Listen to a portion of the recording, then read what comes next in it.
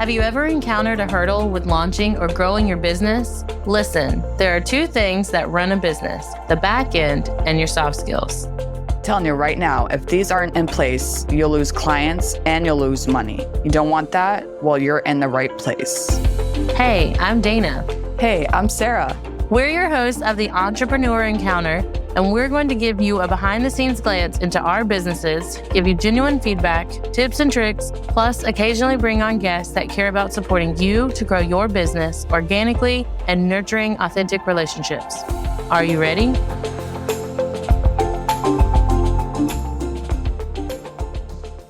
Welcome back, everybody. It is great to have you listening in. Last week, we talked about understanding conflict and what exactly that is. The link will be in the show notes. So if you want to bounce back and check that out and then come back again, we'd love to keep it moving. Today, we're going to be discussing how to prepare for a conflict in the workplace. When you prepare for a conflict in the workplace, there's a few things that you must do in order to prepare for that conflict. You want to recognize that conflict is going to happen no matter the industry that you're in. You want to make sure that you're building strong communication and trust within the workplace with your team members, with the clients that you're working with. And you want to establish clear goals, roles, and responsibilities for those that are on your team. And then you want to develop a conflict management plan. Knowing that conflicts will happen and getting in that mindset that they're going to happen no matter what, even if they don't turn into an argument, because sometimes when we think of a conflict, we think of it as more of like a negative thing, but it can be a small disagreement, but you want to note that it's going to be a part of the business no matter what. I think that's the first thing we should recognize is that conflicts, because when I first think of a conflict, my mind immediately goes to like these big blow-ups where people are screaming, maybe throwing papers. And it really can be as simple as just having a different perspective, different goals, variations of communication styles, and then figuring out or recognizing that their quote unquote love language is different than yours, and then how to navigate that. That's a conflict. It doesn't necessarily have to be big. It can just be like, why doesn't she understand? That's conflict. I have that conflict all the time. It's so funny because like when you're talking about like, why don't they understand? An example. So I'm doing my client work and you think that the people on your team understand things. So like you're going through the flow and you're getting your tasks done, and then you're saying the same thing over and over again to somebody. And in your mind, you think that they don't understand, and that makes you frustrated. And that's causing a conflict almost internally, because in your mind, you're thinking, well, they should understand what they're doing, but on the other hand, they don't. And to be able to recognize that not everybody's going to understand the way you think. So you have to ask questions and talk to that person and say, hey, like, what's going on? Like, what can I do to help you better understand said task? I think as a side hustler turned CEO and really having that mindset shift, that was the first thing I really had to accept is learning styles are different. And the way that I see things and I problem solve and I plan ahead is very different than literally everyone else around me. And I laugh because this happens in my personal life as well. Like what I see is common sense. Honestly, 9 times out of 10, no one else does. So I don't know if that means I'm type A and I'm like, this is the best way to do it. We're going to save time. We're going to do this. This is more efficient. So when I was bringing on virtual assistants to help me here and there, off and on, I found myself just assuming that they understood the assignment of this is what you need to do. Check this inbox. This is how we respond. A good example is I had a girl who is no experience in the wedding industry. And so when she started responding to emails to clients, they were very blunt, just short and blunt, like, here's your scheduling link. The end. That was the end of the email. I was like, we are in the wedding industry. So we like fluff a lot of customer service. You have to type with a smile. I know that sounds silly, but that is in my mind a thing. And so we had to step back and like train on like customer service essentially via email and like how to portray positivity and an energetic response and what that kind of looks like, and not just, I don't know, you need to include some sort of small talk. So was it a big conflict? No. But would it make my client a little upset if that continued? Probably. So I prepared myself and my team to kind of handle that. And that mindset shift allowed me to approach training new VAs, like other VAs that were coming onto my team. And as I'm at the time of this recording, adding to my team officially, like I recognize that that could be a potential problem. And so I'm taking the steps necessary to minimize the overwhelm of that type of issue in the future. Another conflict that could happen as well that I've noticed working with the teams that I'm on is that before you build a team, you need to make sure that you have everything in place, like, your standard operating procedures. How do things operate within your business? Because when I went onto this team to help train the team on certain aspects, there was no SOPs. There were none. And this client of mine has been in business for about 5 years. So she was just doing the whole like back and forth thing with her team. But I was like, hey, like, let's make these trainings, because it seems there could be a conflict because nobody understands their roles and responsibilities. Although you can verbally say, hey, this is what you're doing, there are some that's, like you said, Dana, like learn different ways, like do videos, do, step-by-step guides on like the SOPs. So you want to establish all of that before you hire on your team. Or if you're not entirely sure and you have already hired a team, then you can learn from what you did before, what you did and didn't do.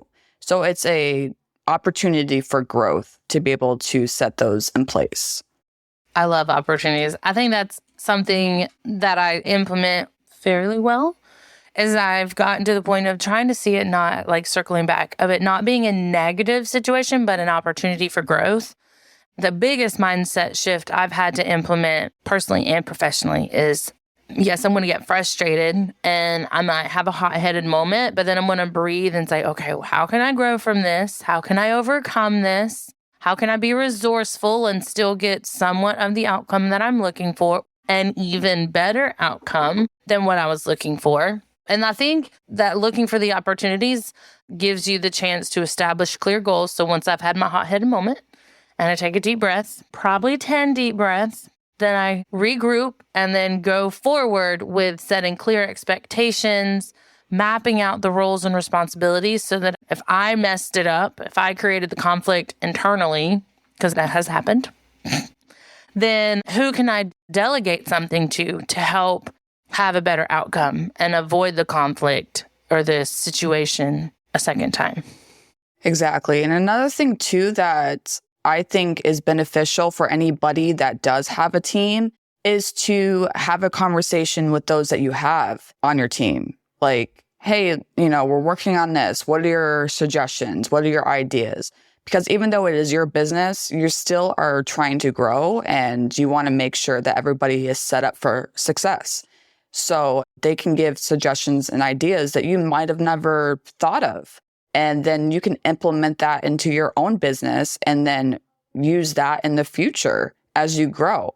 So I think being able to have that, when you're establishing the foundation of like communication and trust, you have that open communication to which everybody can have the opportunity to have to say what they want to say.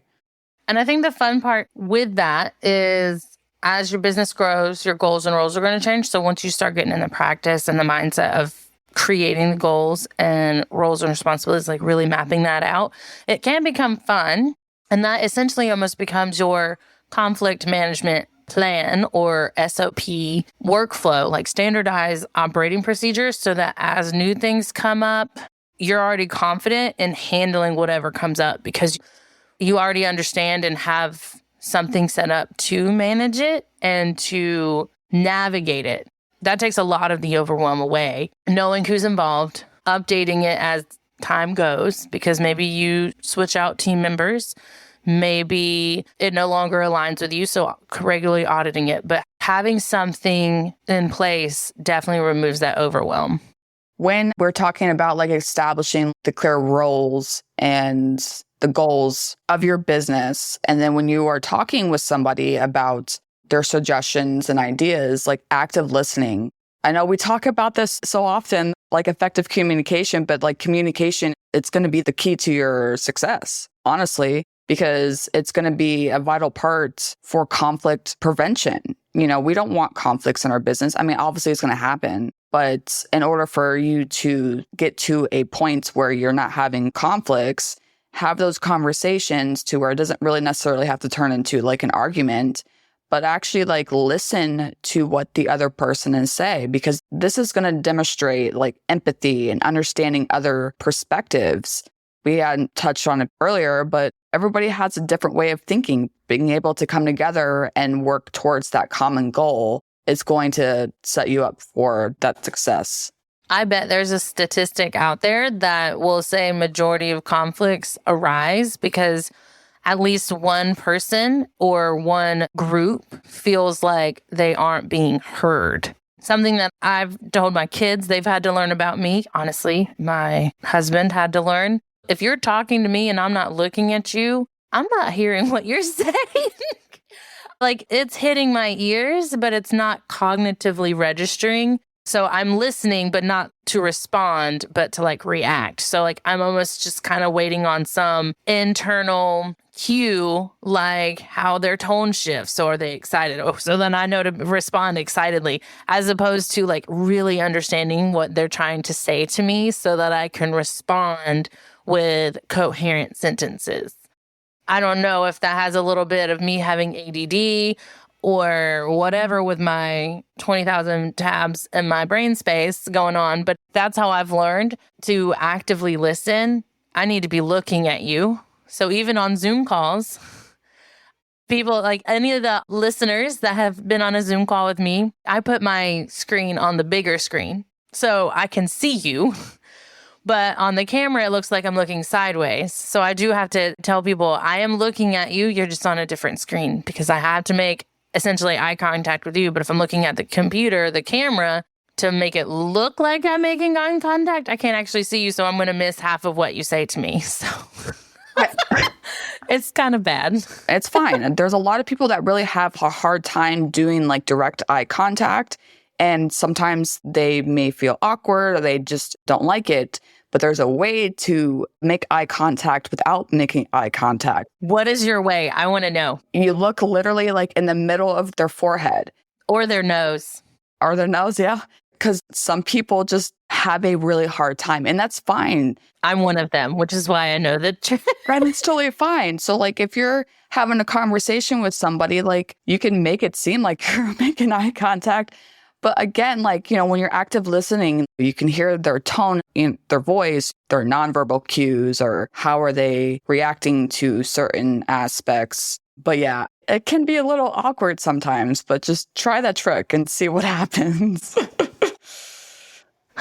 So to recap, more or less, as entrepreneurs, as professionals, as small business owners, side hustlers, however you identify yourself, it's very important and vital to recognize that conflicts are going to happen. They could be small hills, hurdles that you can kind of get over by deep breathing and just move on.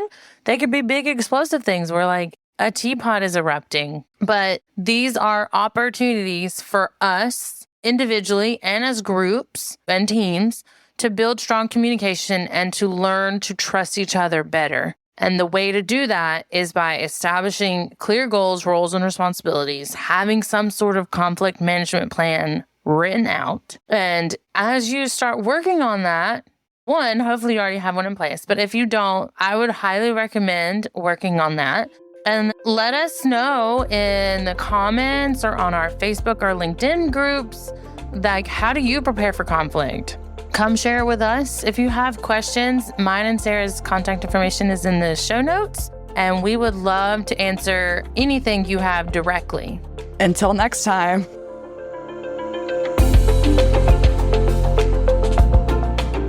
Thanks for tuning in to another episode. Remember, soft skills aren't just some fluffy buzzwords that get thrown around in the corporate world.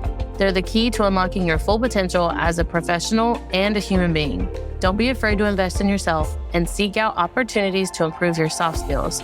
Sarah and I have a variety of workshops, online courses, and complimentary clarity calls for you to practice in real time with us. Links are always in the show notes. And be sure to join us next time for more insights, tips, and tricks to help you succeed in your entrepreneur encounter.